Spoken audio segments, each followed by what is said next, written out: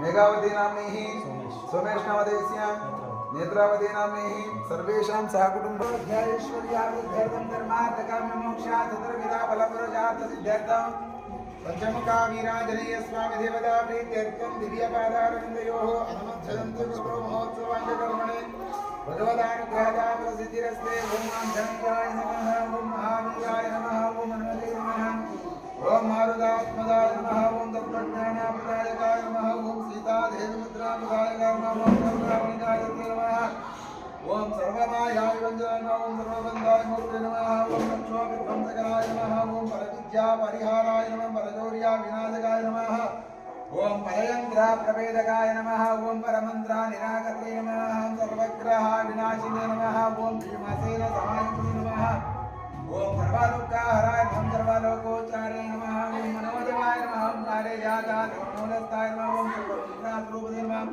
ओम सर्वतंत्रास्वरूपे नमः, ओम सर्वयंत्रात्मजाय नमः, ओम सर्वेश्वराय नमः, महाकायाय नमः, सर्वरोगहराय नमः, ओम प्रभुवे नमः, ओम बलसिद्धिकराय नमः, ओम कपिसेनानाय नमः, ओम भविष्यराय नमः, कुमार ब्रह्मचारिणे नमः, ओम रत्नकुण्डलादित्यमतये नमः, ओम किचलज्वालसन्नद्धलम्भमान योगोत्सवाय नमः, गन्धर्वाविद्यातत्त्वज्ञानाय नमः, महाबलपराक्रमाय नमः, कारागृहाय मुक्ते नमः, शृङ्गलाब्धामोदकाय नमः, ओम सागरोदारकाय नमः, ओम प्रार्थने नमः, ओम रामपुत्राय नमः, ओम प्रजापतये नमः, ओम वानराय नमः, ओम केसरी सुताय नमः, ओम अंजनाकृतसम्भूताय नमः, ओम बालार्का सदृशनाय नमः, विभीषण प्रियकराय नमः, दशग्रीव पुरन्दराय नमः, लक्ष्मणाय नमः, मधुरताय नमः,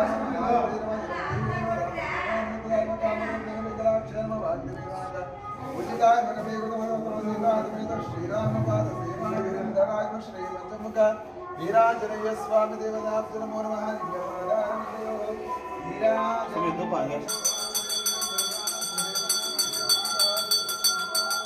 नमः।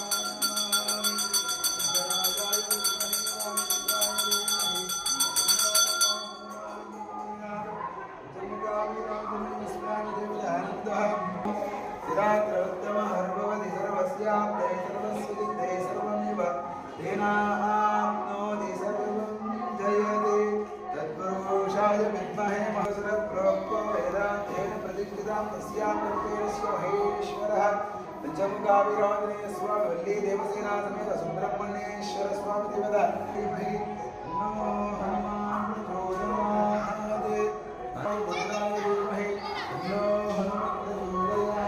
रामानुजाय नमः। सीतारामचंद्र स्वामी परब्रह्मणे नमः। पंचमुखा वीरांजनेय स्वामी परब्रह्मणे नमः। मनोजवं मारुततुल्यवेदं जितेन्द्रियं बुद्धिमतानुवरिष्ठं वातात्मजं वानरायोधमुत्यं ಶ್ರೀರಾಮದೂತಂ ಶಿರಸಾ ನಮಾಮಿ। ಎಲ್ಲರಿಗೂ ಕೂಡ ನಮಸ್ಕಾರ।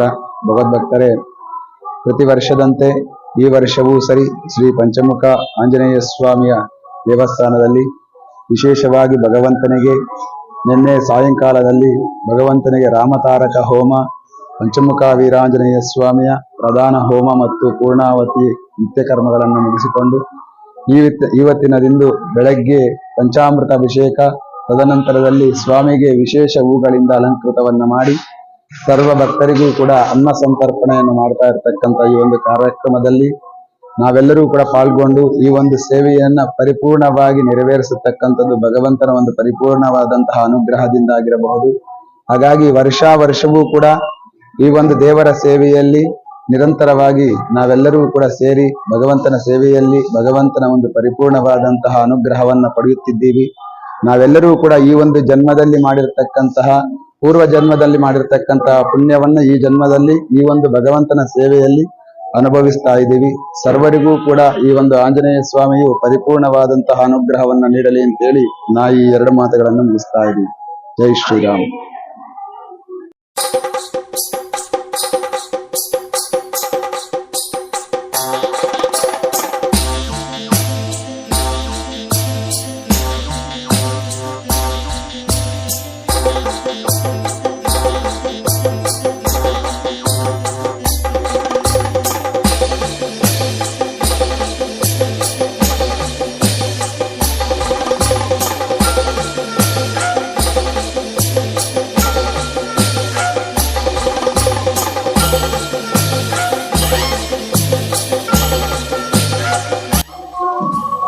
ಹನುಮ ಜಯಂತಿ ವಿಶೇಷವಾಗಿ ಹನುಮ ಜಯಂತಿನ ಆಚರಣೆ ಮಾಡ್ತೀವಿ. ಏನಂದ್ರೆ ಸುಮಾರು ಇದು ಕಲ್ಯಾಣಿಯಾಗಿತ್ತು.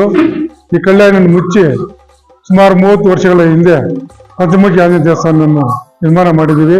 ಎಲ್ಲ ಹನುಮಾನ ವ್ಯಾಯಾಮ ಶಾಲಾ ಗಡಿ ರಾಮಣ್ಣ ಮತ್ತು ಶಿಷ್ಯವೃಂದವರು ಎಲ್ಲ ಸೇರಿ ದೇವಸ್ಥಾನವನ್ನು ಕಟ್ಟಿ ಆವತ್ತಿಂದ ಇವತ್ತಿನವರೆಗೂ ಹನುಮನ್ ಜಯಂತಿ ದಿನ ವಿಶೇಷವಾಗಿ ಹೂವಿನ ಅಲಂಕಾರ, ಪ್ರಸಾದ ವಿನಿಯೋಗ, ತೀರ್ಥ ಪ್ರಸಾದ ವಿನಿಯೋಗ ಮಾಡ್ತಾ ಇದ್ವಿ. ಏನು ಅಂದರೆ ಎಲ್ಲ ದೇಶದ ಜನಾಂಗಕ್ಕೆ ಒಳ್ಳೆಯದಾಗಲಿ, ಮಳೆ ಸರಿಯಾಗಲಿ, ಬೆಳೆಗಳು ಬೆಳೀಲಿ, ಪ್ರಾಣಿ ಪಕ್ಷಿಗಳಿಗೆ ನೀರು ಸಿಗಲಿ, ಹೋಮ ಪೂಜಾ ಕಾರ್ಯಕ್ರಮವನ್ನು ನೆರವೇರಿಸ್ಕೊಂಡು ಬರ್ತಾ ಇದ್ವಿ. ಅದೇ ರೀತಿಯಾಗಿ ಕೂಡ ಇದಕ್ಕೆ ಪ್ರತ್ಯಕ್ಷವಾಗಿ ಪರೋಕ್ಷವಾಗಿ ಪ್ರಸಾದಕ್ಕೆ ಒಂದು ಪೂಜಾ ಕಾರ್ಯಕ್ರಮಗಳಿಗೆ ಸಹಕಾರ ಕೊಟ್ಟವರಿಗೆ ಆ ಪಂಚಮುಖಿ ಆಂಜನೇಯ ಸ್ವಾಮಿ ಎಲ್ರಿಗೂ ಒಳ್ಳೇದು ಮಾಡಲಿ ಅಂತ ಹೇಳ್ತಾ ಈ ಸಂದರ್ಭದಲ್ಲಿ ಹೇಳಕ್ ಇಷ್ಟಪಡ್ತೀನಿ.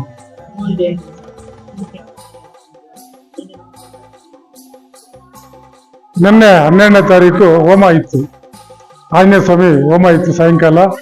ಮತ್ತೆ ಬೆಳಗ್ಗೆ ಪಂಚಾಮೃತ ಅಭಿಷೇಕ, ಹಾಲು ಪಂಚಾಮೃತ ಅಭಿಷೇಕ, ಮತ್ತೆ ಹೂವಿನ ಅಲಂಕಾರ, ಪ್ರಸಾದ ವಿನಿಯೋಗ ಇನ್ನು ಬೆಳಗ್ಗೆಯಿಂದ ಕಂಟಿನ್ಯೂ ನಡೀತಾನೆ ಇದೆ. ಬಾಗಿಲೇನು ಹಾಕಿಲ್ಲ, ಜನ ಭಕ್ತಾದಿಗಳು ಬರ್ತಾ ಇದ್ದಾರೆ. ಭಕ್ತಿಯ ಜನಗಳಿಗೆ ಇಲ್ಲಿದೆ. ಆ ದೇವರ ಆಶೀರ್ವಾದನ ಅವ್ರಿಗೆ ಚೆನ್ನಾಗಿ ಅನುಕೂಲನೂ ಆಗಿದೆ.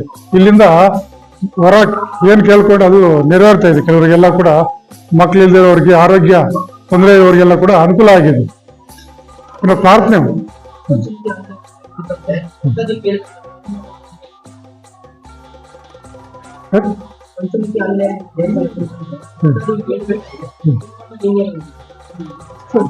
ಈ ಸ್ವಾಮಿ ಕುರಿತು ನಾವು ಹೇಳಕ್ಕೆ ಏನಿಲ್ಲ ನಮ್ಮ ಹತ್ರ. ಯಾಕಂದ್ರೆ ಕೇಳಿದ ವರವನ್ನು ಕೊಡ್ತಾ ಇದ್ದಾರೆ. ನಮ್ಮ ಹತ್ರ ಏನಿಲ್ಲ ಹೇಳೋದಕ್ಕೆ. ಅವ್ರಿಗಿಂತ ಮಿಗಿಲಾಗಿ ನಮ್ಮ ಹತ್ರ ಏನಿಲ್ಲ. ಅವ್ರಿಗಿಂತ ದೊಡ್ಡವ್ರು ಯಾರು ಅಲ್ಲ. ನಾವೇನು ಭಕ್ತಿಯಿಂದ ಪೂಜೆ ಮಾಡಿ ಬೇಡ್ಕೊಂಡ್ರೆ ನಮ್ಗೆ ಅನುಕೂಲ ಆಗ್ತಾ ಇದೆ. ಸರಿ,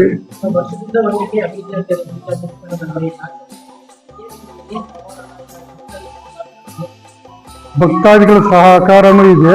ಅದ್ರ ಜೊತೆಗೆ ಆ ಆಂಜನೇಯ ಸ್ವಾಮಿ, ಪಂಚಮುಖಿ ಆಂಜನೇಯ ಸ್ವಾಮಿ ಅನುಗ್ರಹನೂ ಮಿಗಿಲಾಗಿದೆ. ಅದ್ರ ಜೊತೆ ಭಕ್ತಾದಿಗಳಿಗೂ ಸಹಕಾರ ಕೊಡ್ತಾ ಇದ್ದಾರೆ. ಮಾಜಿ ಹನುಮಂತರಾಯ ಸ್ವಾಮಿ ದೇವಸ್ಥಾನ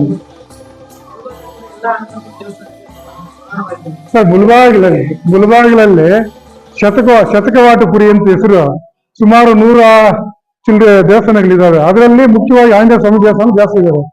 ಕೂಡುಮಲೆ ಗಣಪತಿ ಆಗ್ಬೋದು. ನೀವು ಹೇಳಿದಂಗೆ ಬಸ್ ಸ್ಟ್ಯಾಂಡ್ ಅಲ್ಲಿ ಅರ್ಜುನ ಪ್ರತಿಷ್ಠಿತ ಆಂಜನೇಯ ಸ್ವಾಮಿ, ಇದು ಆದಿ ಹನುಮಂತರಾಯ ಸ್ವಾಮಿ ಇನ್ನೂ ಹಳೆಯದು. ನಾವು ಇದು ಕಲ್ಯಾಣಿ ಹೊಸದಾಗಿ ಒಂದು 30 ವರ್ಷದ ಹಿಂದೆ ಸುಮಾರು ಎಲ್ಲ ವ್ಯಾಯಾಮ ಶಾಲೆ ಶಿಷ್ಯವೃಂದ, ಗಡಿ ರಾಮಣ್ಣನವರ ಶಿಷ್ಯವೃಂದದವರು ಕಲ್ಯಾಣಿಯನ್ನು ಮುಚ್ಚಿ ವಿಶೇಷವಾಗಿ ಪಂಚಮುಖಿ ಆಂಜನೇಯ ದೇವಸ್ಥಾನ ಸ್ಥಾಪನೆ ಮಾಡಿದ್ವಿ ಸರ್. ಅಂತ ಕೆಲಸಗಳು ನೆರವೇರ್ತಾ ಇದ್ದಾವೆ. ಅದೇ ರೀತಿ ಭಕ್ತಾದಿಗಳು ಸಹಕಾರ ಮಾಡ್ತಾ ಇದ್ದಾರೆ. ಭಕ್ತಾದಿಗಳು ವಿಶೇಷವಾಗಿ ಬರ್ತಾನೆ ಇದ್ದಾರೆ ಸರ್. ಪಂಚಮುಖಿ ಆಂಜನೇಯ ಸ್ವಾಮಿ ಪವಾಡ ಅಂತ ಹೇಳಬೇಕಾದ್ರೆ ನಿದರ್ಶನ ಇದೆ. ಬೆಳಗ್ಗೆಯಿಂದಾನೆ ನಾವು ರಾತ್ರಿ ಹೋಮ ಸ್ಟಾರ್ಟ್ ಮಾಡಿದ್ವು, ಮಳೆ ನಿಂತು.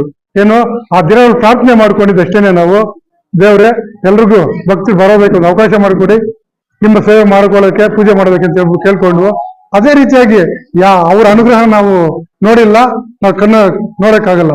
ನಿದರ್ಶನ ಮಾತ್ರ ಸಿಗ್ತಾ ಇದೆ. ಬೆಳಗ್ಗೆಯಿಂದ ಮಳೆ ಇಲ್ಲ, ಎಲ್ರಿಗೂ ಅನುಕೂಲ, ತಣ್ಣಗಿದೆ, ಮಳೆನೂ ಇಲ್ಲ, ಏನೂ ಇಲ್ಲ, ತಣ್ಣಗೆ ಎಲ್ರು ಭಕ್ತಾದಿಗಳು ಬಂದು ಹೋಗ್ತಾ ಇದ್ದಾರೆ. ವಿಶೇಷ ಅಂದ್ರೆ ನೀವು ಕೇಳಿದಂಗೆ ಪವಾಡನೇ ಇದು.